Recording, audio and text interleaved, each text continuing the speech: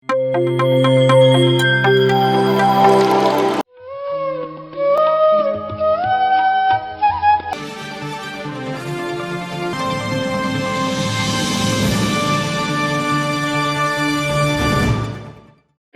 ಕನ್ನಡ ಪ್ರತಿಕ್ಷಣ ಸತ್ಯದರ್ಶನ ಧ್ಯಾನ ವಿಹಾರಿ ವಾರ್ತೆಗಳಿಗೆ ಸ್ವಾಗತ.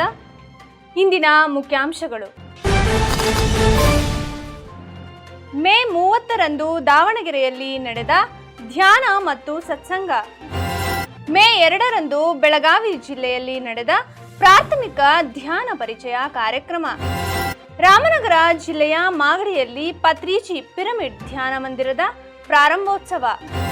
ಬೆಳಗಾವಿ ಜಿಲ್ಲೆಯ ಅಥಣಿ ಪಟ್ಟಣದಲ್ಲಿ ವಿದ್ಯಾರ್ಥಿಗಳಿಗಾಗಿ ನಡೆದ ಧ್ಯಾನ ಮತ್ತು ಸತ್ಸಂಗ. ಮೇ 16ರಂದು ನಡೆಯಲಿರುವ ಸಸ್ಯಾಹಾರ ಜನಜಾಗೃತಿ ಜಾಥಾ. ಮೇ 10ರಂದು ನಡೆಯಲಿರುವ 8ನೇ ತಿಂಗಳ ಮನೆ ಮನೆ ಸಂಗೀತ ಧ್ಯಾನ ಯಜ್ಞ. ಅಂಕೋಲಾದಲ್ಲಿ ನಡೆದ ಧ್ಯಾನ ಮತ್ತು ಸತ್ಸಂಗ ಕಾರ್ಯಕ್ರಮ. ಮೇ 6ರಂದು ಬಳ್ಳಾರಿ ಜಿಲ್ಲೆಯಲ್ಲಿ ನಡೆದ ಸಸ್ಯಾಹಾರ ಜನಜಾಗೃತಿ ಜಾಥಾ. ಈಗ ವಿವರಗಳ ಕಡೆಗೆ. ದಾವಣಗೆರೆಯಲ್ಲಿ ಮೇ 30ರಂದು ಧ್ಯಾನ ಮತ್ತು ಸತ್ಸಂಗ ಕಾರ್ಯಕ್ರಮವನ್ನು ಆಯೋಜಿಸಲಾಗಿತ್ತು. ದಾವಣಗೆರೆಯ ಶಶಿಪ್ರಭಾ ಪಿರಮಿಡ್ ಧ್ಯಾನ ಕೇಂದ್ರದಲ್ಲಿ ಮೇ 30ರಂದು ಗುರುವಾರ ಸಂಜೆ ಧ್ಯಾನ ಮತ್ತು ಸತ್ಸಂಗ ಕಾರ್ಯಕ್ರಮವನ್ನು ಏರ್ಪಡಿಸಲಾಗಿತ್ತು. ಗೌರಿಬಿದನೂರಿನ ಮಾಸ್ಟರ್ಗಳಾದ ಶ್ರೀ ವಿರೂಪಾಕ್ಷಪ್ಪ ಮತ್ತು ಶ್ರೀಮತಿ ನಾಗರತ್ನ ವಿರೂಪಾಕ್ಷಪ್ಪ ಅವರು ಮುಖ್ಯ ಅತಿಥಿಗಳಾಗಿ ಪಾಲ್ಗೊಂಡಿದ್ದರು.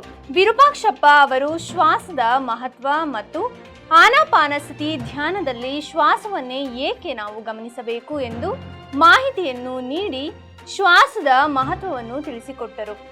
ಹಾಗೂ ಪಿರಮಿಡ್ ಮಾಸ್ಟರ್ ಶ್ರೀಮತಿ ನಾಗರತ್ನ ವಿರೂಪಾಕ್ಷಪ್ಪ ಅವರು ತಮ್ಮ ಧ್ಯಾನದ ಅನುಭವಗಳನ್ನು ಎಲ್ಲರೊಂದಿಗೆ ಹಂಚಿಕೊಂಡು ತಮ್ಮ ಸಂತಸವನ್ನು ವ್ಯಕ್ತಪಡಿಸಿಕೊಂಡರು.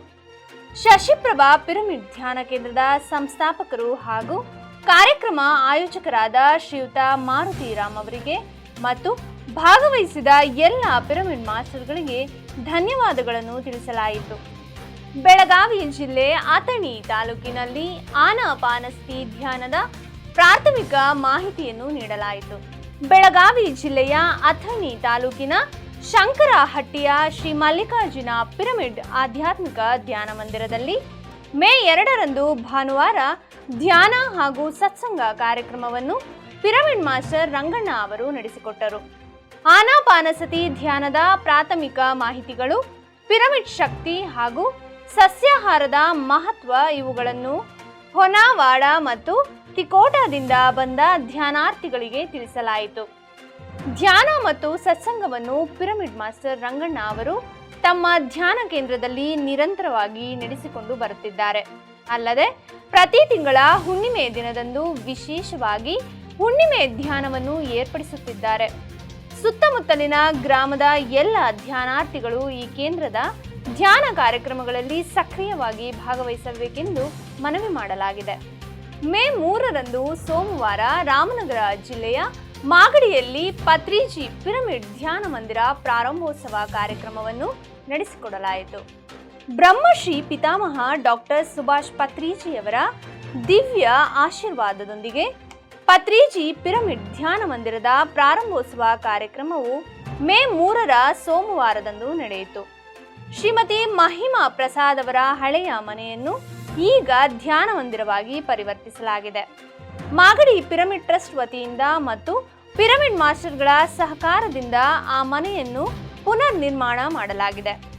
ಇದು ಮಾಗಡಿಯ ಎಲ್ಲ ಧ್ಯಾನಾರ್ಥಿಗಳಿಗೆ ಸುವರ್ಣ ಅವಕಾಶವಾಗಿದ್ದು ಇದನ್ನು ಸದುಪಯೋಗ ಪಡಿಸಿಕೊಳ್ಳಬೇಕಾಗಿ ಸಂಘಟಕರು ವಿನಂತಿಸಿದ್ದಾರೆ.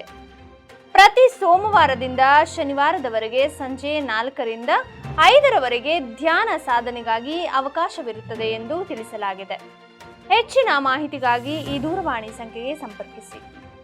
ಮೇ 4ರಂದು ಪಿರಮಿಡ್ ಮಾಸ್ಟರ್ ವಿಶಾಲಾಕ್ಷಿ ಅಥಣಿ ಅವರು ವಿದ್ಯಾರ್ಥಿಗಳಿಗಾಗಿ ಧ್ಯಾನ ಮತ್ತು ಸತ್ಸಂಗ ಕಾರ್ಯಕ್ರಮವನ್ನು ನಡೆಸಿಕೊಟ್ಟರು.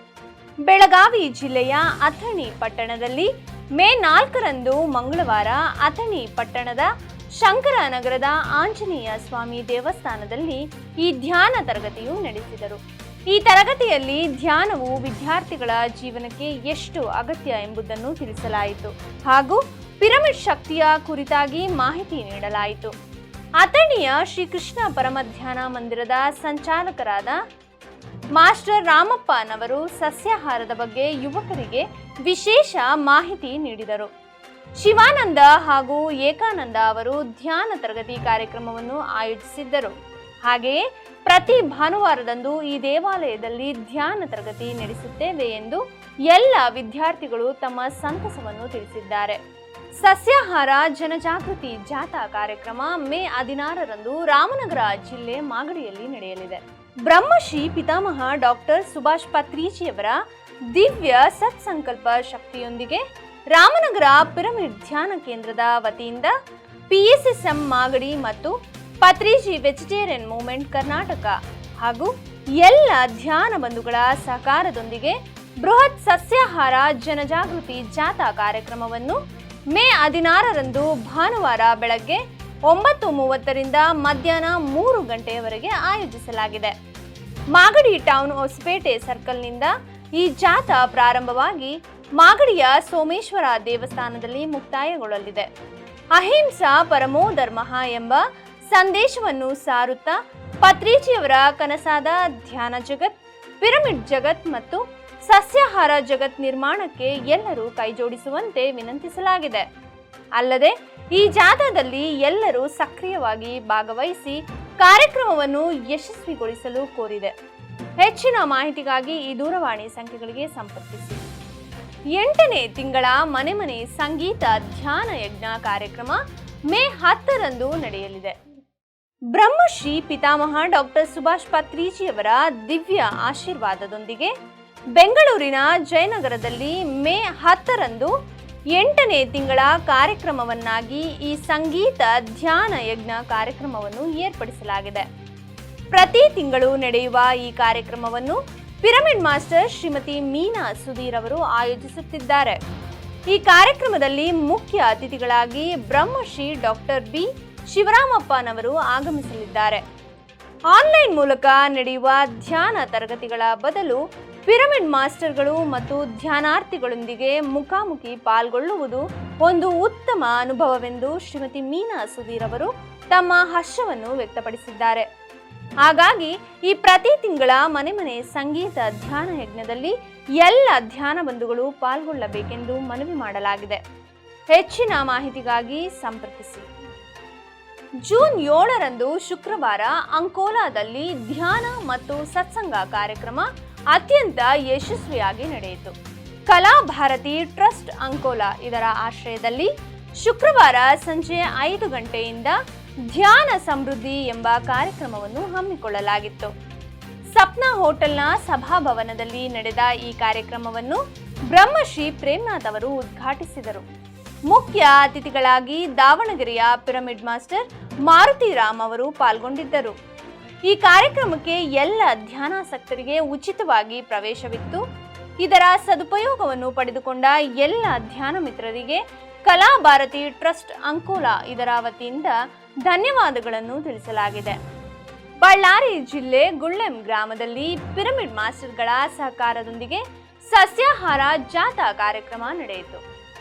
ಮೇ 6ರಂದು ಬಳ್ಳಾರಿ ಜಿಲ್ಲೆ ಗುಳ್ಳೆಂ ಗ್ರಾಮದಲ್ಲಿ ಗಾದಿಲಿಂಗೇಶ್ವರ ಸ್ವಾಮಿ ದಿವ್ಯ ಕ್ಷೇತ್ರದಿಂದ ಜಾಥಾ ಪ್ರಾರಂಭವಾಯಿತು. ಪ್ರತಿ ಅಮಾವಾಸ್ಯೆಯ ದಿನಗಳಲ್ಲಿ ಈ ಜಾಥಾಗಳನ್ನು ನಿರಂತರವಾಗಿ ನಡೆಸಿಕೊಂಡು ಬರುತ್ತಿದ್ದಾರೆ. ಇದು 11ನೆಯ ಅಮಾವಾಸ್ಯೆಯ ಜಾಥಾ ಮತ್ತು ಪಿರಮಿಡ್ ಮಾಸ್ಟರ್ ರಮೇಶ್ ಮತ್ತು ಡಿ ಹಿರೇಹಾಳ್ ಮಂಜುನಾಥ್ ಅವರ ನೇತೃತ್ವದಲ್ಲಿ ಈ ಜಾಥಾ ಕಾರ್ಯಕ್ರಮ 150 ಜನರ ಸಹಕಾರದೊಂದಿಗೆ ನಡೆಯಿತು. ರಾಮನಗರ ಪಿರಮಿಡ್ ಧ್ಯಾನ ಕೇಂದ್ರದ ಸಂಸ್ಥಾಪಕರಾದ ಹಾಗೂ ಪಿರಮಿಡ್ ಮಾಸ್ಟರ್ ಕೃಷ್ಣಪ್ಪ ಅವರು ಹಾಜರಿದ್ದರು. ಭಾಗವಹಿಸಿದ ಎಲ್ಲ ಧ್ಯಾನ ಮಿತ್ರರಿಗೆ ಸಂಘಟಕರು ಧನ್ಯವಾದಗಳನ್ನು ತಿಳಿಸಿದ್ದಾರೆ. ಇಲ್ಲಿಗೆ ಧ್ಯಾನ ವಿಹಾರಿ ವಾರ್ತೆ ಮುಕ್ತಾಯವಾಯಿತು. ಮುಂದಿನ ಧ್ಯಾನ ವಿಹಾರಿಯಲ್ಲಿ ಪುನಃ ಭೇಟಿಯಾಗೋಣ. ಎಲ್ಲರಿಗೂ ವಂದನೆಗಳು.